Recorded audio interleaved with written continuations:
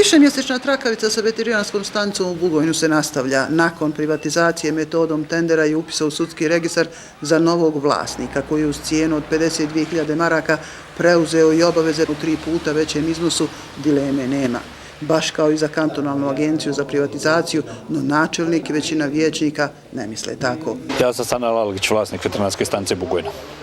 Poštovani kolegice i kolege, stojim kod toga da smo mi vlasnici veterinarske stanice. Veterinarska stanica u Bugojnu je privatizirana sukladno zakonu o privatizaciji poduzeća. Upis izvršne privatizacije obavljen sukladno tom zakonu, članku 38 zakona o privatizaciji. Načelniku u tvrdnju da je privatizacija veterinarske stanice kriminal podržala i većina vijećnika, optužujući sve redom pa i direktora veterinarske stanice da je radio protiv interesa općine krijući dokumente koje je upućivao u agenciju.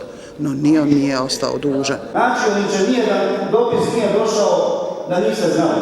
Nemojte, molim vas, sada na mene preusmjeravati. No bez obzira na to, većina vijećnika smatra da je veterinarska stanica vlasništvo općine, pa je čak najavljeno da će se zaključati. Gospodin Hasan Ajkunić se ponaša kao kauboj. Ovo misli da je divlji zapad, ima institucije vlasti, ima tužilaštvo, ima institucije suda. Ako on misli da može biti tužitelj i kadija i sudija, onda Bujrum neke zaključa.